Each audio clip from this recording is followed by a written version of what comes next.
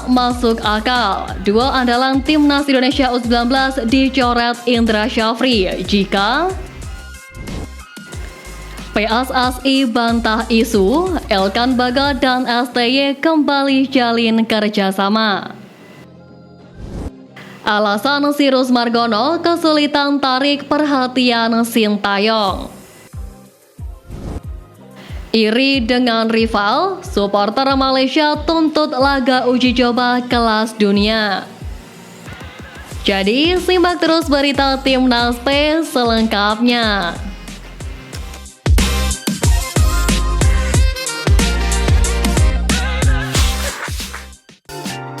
Tak masuk akal, duo andalan Timnas Indonesia U19 dicoret Indra Syafri jika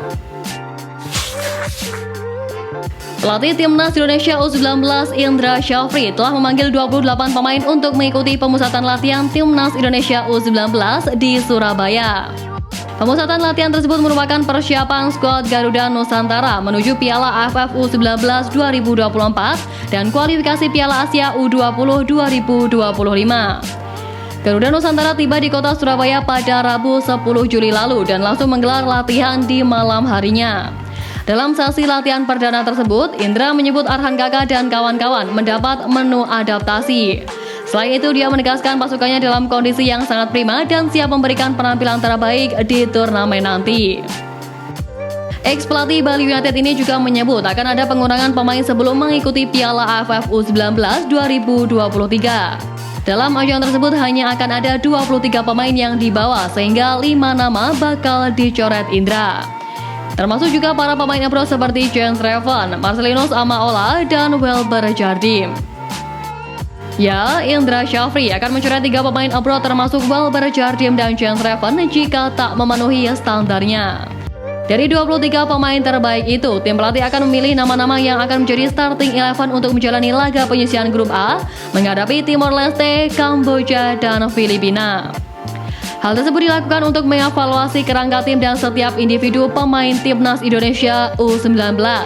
Bahkan dalam pemusatan latihan, semua kemungkinan yang terjadi saat pertandingan pun juga disiapkan strateginya. Laga perdana Timnas Indonesia U19 di turnamen AFF U19 sendiri, yakni melawan Filipina pada tanggal 17 Juli di Stadion Gelora Bung Tomo Surabaya pada pukul 19.30 waktu Indonesia Barat.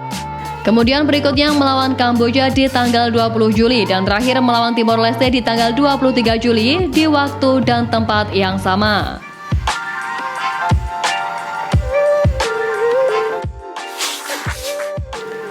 PSSI bantah isu Elkan Bagot dan STY kembali jalin kerjasama. PSSI melalui Sekretaris Jenderal Yunus Nusi mengungkap hubungan Elkan Bagot dan Sintayong yang santer diberitakan mengalami perang dingin. Diketahui Elkan merupakan bek dengan tinggi memadai yang telah lama memperkuat skuad Garuda di berbagai kompetisi internasional.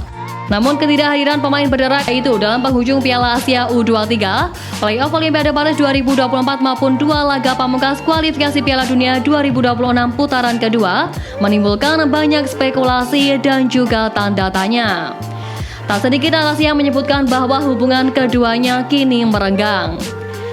Namun baru-baru ini Yunus Nusi telah memastikan bahwa komunikasi antara federasi dengan Elkan Bagot tetap terjalin, begitu juga antara Elkan Bagot dan sang pelatih Timnas Indonesia Sintayong. Lebih jauh, ia berharap bahwa seluruh pemain yang telah memiliki paspor Indonesia bisa tetap memperkuat skuad merah putih di berbagai pertandingan padat yang akan dihadapi. Hal tersebut sekaligus mematahkan berbagai spekulasi yang sebelumnya beredar luas. Ikut berjuang mengawal perkembangan skuad Garuda lebih dulu dibanding beberapa pemain keturunan lainnya, Elkan Bagot telah menjadi salah satu pemain kesayangan para penonton. Namun kini tak bisa dipungkiri bahwa persaingan di dalam skuad Timnas Indonesia memang semakin ketat. Elkan Bagot pun dipastikan harus mampu bersaing dengan pemain lainnya untuk mendapatkan tempat di line up merah putih. Namun absennya Jasir Abner di laga perdana putaran ketiga kualifikasi Piala Dunia 2026 bisa mendatangkan peluang bagi Elkan.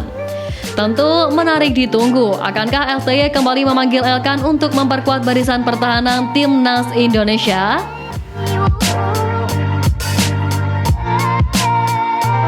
Alasan Sirus Margono kesulitan tarik perhatian Sintayong.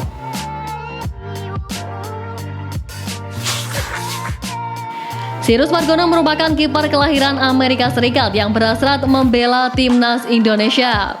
Hal itu membuatnya mengambil langkah untuk mendapatkan paspor Indonesia dengan bantuan Hamdan Hamidan dan resmi menjadi WNI pada 21 Maret lalu.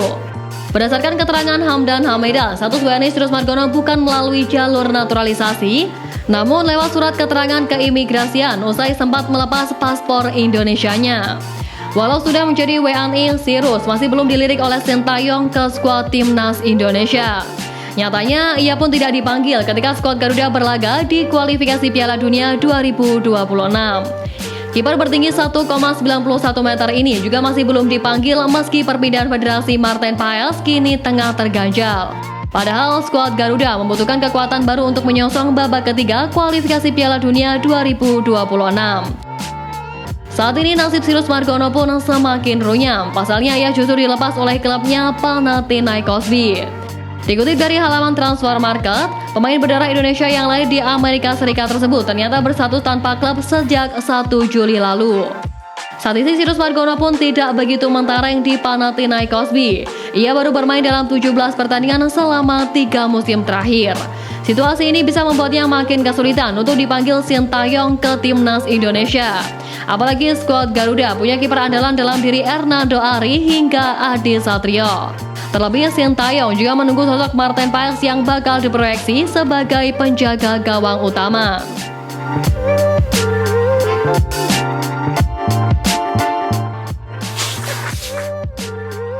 Iri dengan rival, supporter Malaysia tuntut laga uji coba kelas dunia. Tim-tim Asia Tenggara saat ini tengah berlomba-lomba menggelar turnamen dan laga uji coba melawan tim kuat di penghujung akhir tahun ini. Hal ini tak lepas dari kesuksesan timnas Indonesia melaju ke putaran ketiga kualifikasi Piala Dunia 2026 dan menjadi satu-satunya wakil ASEAN. Untuk menjaga gengsi sekaligus jaga-jaga agar peringkat FIFA mereka tidak sampai dilampaui timnas Indonesia, FIFA Matchday pun dimanfaatkan. Agenda resmi FIFA dipakai untuk menjaga poin agar tidak tertikung skuad Garuda, sehingga lawan kuat pun dipilih untuk pertandingan nanti. Thailand menggelar turnamen Piala Raja 2024 dengan mengundang 3 tim yakni Suriah, Tajikistan, dan Filipina. Sementara itu, Vietnam menggelar turnamen dengan India dan Lebanon sebagai lawannya. Tak berhenti sampai di situ, Vietnam dan Thailand juga dikabarkan telah sepakat untuk menggelar laga uji coba dan masuk dalam agenda resmi FIFA. Lebih lanjut lagi, Federasi Thailand bahkan sempat menghembuskan rencana akan menggelar laga uji coba melawan tuan rumah Piala Dunia 2018 Rusia. Hal ini sontak membuat Malaysia iri. Entah mengapa tim-tim Asia Tenggara seolah menjadi gila semenjak timnas Indonesia memastikan lolos ke putaran ketiga kualifikasi Piala Dunia 2026. Seolah tak ingin kehilangan pamor, publik Malaysia menuntut federasi agar kembali menjalin komunikasi dengan Rusia untuk menggelar laga uji coba. Media Makan Bola pun optimistis, mereka merasa Malaysia memiliki kesempatan yang sama seperti tim Asia Tenggara lainnya. Meski begitu, publik negeri jiran masih menunggu informasi lebih lanjut perihal kemungkinan duel melawan Rusia. Apalagi mengingat Malaysia juga sudah merencanakan menggelar turnamen Pesta Bola Merdeka 2024 pada 2 hingga 10 September mendatang melawan Tajikistan, Lebanon, dan Filipina.